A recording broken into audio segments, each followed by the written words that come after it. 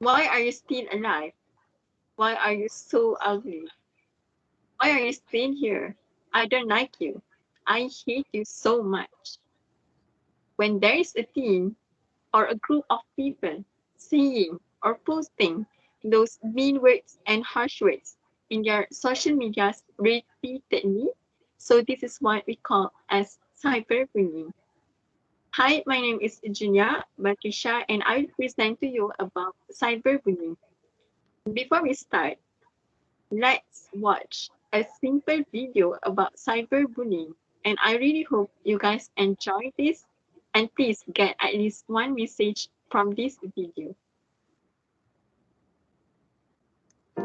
When I was about 13 or 14, I got cyberbullied by my friend from school. She used to write really horrible things about me online. When she knew that I was reading them, she wrote even worse things. I'll always remember that one. Because everyone could read what she was saying about me, it felt like everyone thought the same thing. I couldn't get away from her online, so I had to literally calculate a physical distance to be away from her at school. I ended up leaving that friendship group. I kept it all to myself, just bottled up inside. Looking back, I should have talked to someone earlier. Because once I reached out to 1, 2, 3 people, it became a sort of support network. The more people I talked to about it, the easier it became. 1 in 4 young Australians report being bullied on a regular basis. You're not alone. Reach out for help.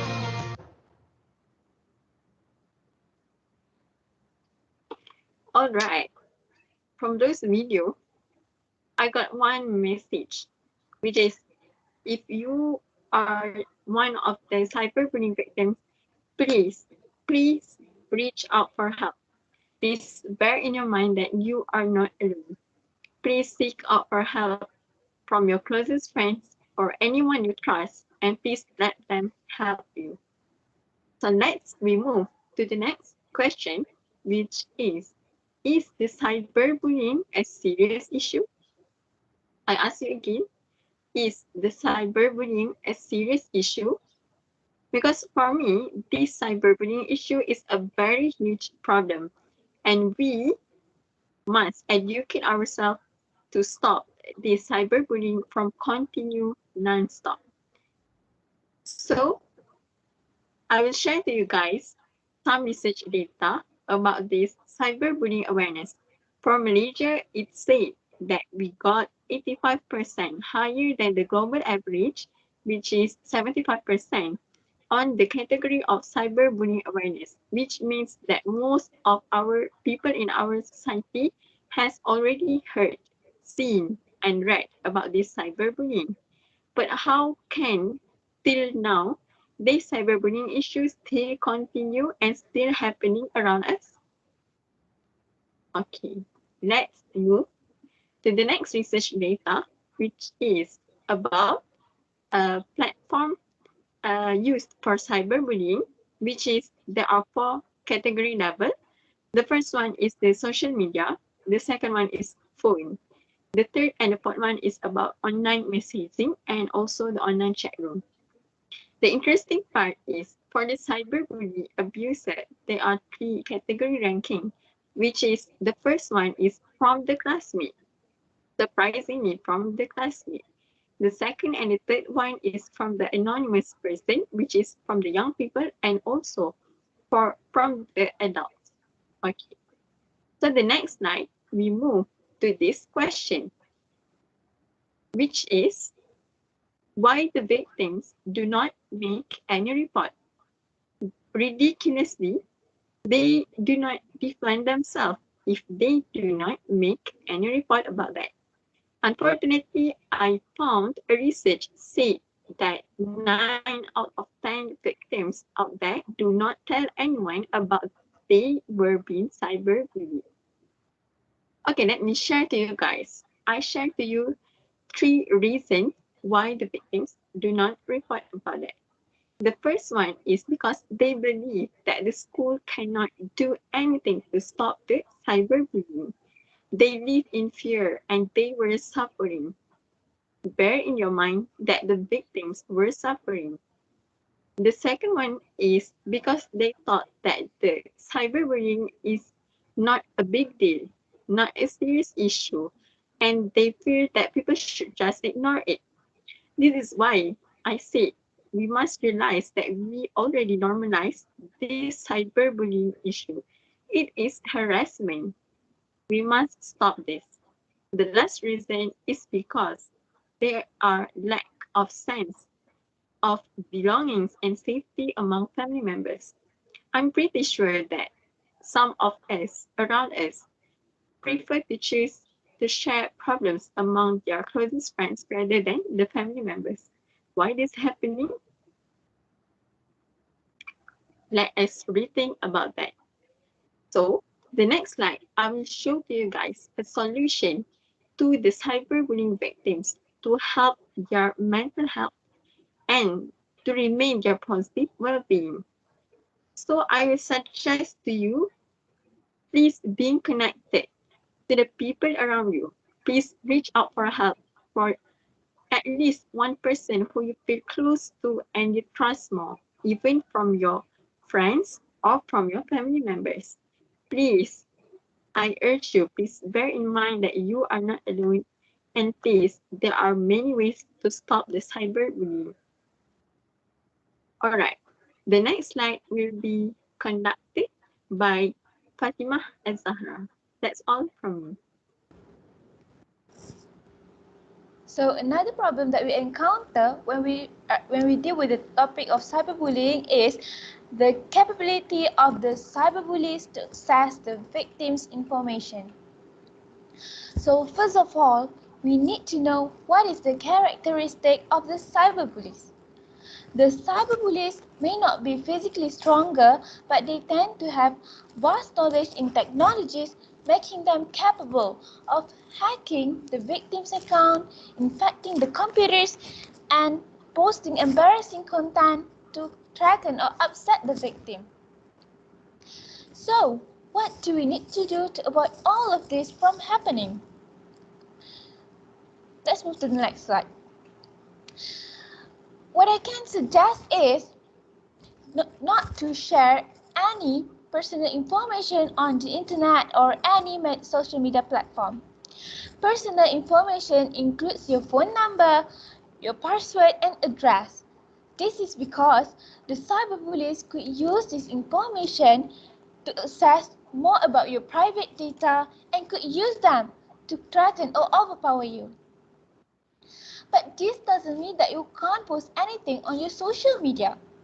You can post anything that you would like to share with your followers, but you have to make sure that the things that you post aren't something that someone can use to control you. So let's move to the next slide that will be presented by Mohamad Nabil Aiman. Okay. Are you one of the victims of the cyberbullies? Are you being anonymously attacked by cyberbullies? If so, this is because cyberbullies are done anonymously that you might not know who is attacking you. Cyberbullies come in all shapes and sizes. Almost anyone with an internet connection or mobile phone can cyberbully someone else without revealing their true identity. This can make you feel scared and uncomfortable. Cyberbullies can torment you 24 hours a day, 7 days a week, and the bullying can follow you anywhere. Know that no place, not even home, ever feels safe anymore. And few clicks, the humiliation can be witnessed by hundreds or thousands of people online. This can encourage cyberbullies to continue their harassment and mocking towards you. The cyberbullies assume that they are anonymous online and less likely to be discovered. Okay, so I can suggest you a few solutions to cope with this problem. Okay, first, do not concentrate on any statement, chats, or messages that make you feel upset. I mean, do not respond to this post because this can make your mental feel very hurt.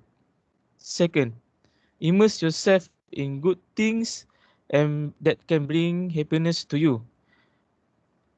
You can do whatever you like with your friends or your family. Immerse yourself with this happiness feeling to you to distract your mind from this cyberbully. And lastly, do not give them satisfactory reaction and do not show your emotions by ignoring them. Please don't mess your mind with this cyberbully. Okay. Have you ever wondered is there any government laws or regulation to deal with cyberbully? Unfortunately, Unfortunately, there are no federal laws that specifically addresses to cyberbullying. If someone is cyberbullied because of race, national origin, gender, sexual orientation, disability, or religion, it may overlap with discriminatory harassment and federal civil rights law. Usually, cyberbullying cases classify as harassment, and the charges the criminal based on the Computer Fraud and Abuse Act (CFAA). Okay, now we come to conclusion. So what can we conclude from what we have learned so far? First, the victim's report must be taken seriously. Here, I want to emphasize to you, if someone ever said to you that she or he is a cyberbullying victim, please do not neglect it. For you, it may be nothing, but for them, it could be their lifeline. So if you aren't capable of helping them, please make sure that they get help from someone else. Second, staying connected with others really helps in improving the victim's mental health. So if you are one of the cyberbullying victims out there who is struggling alone, please do not keep quiet anymore and seek for help.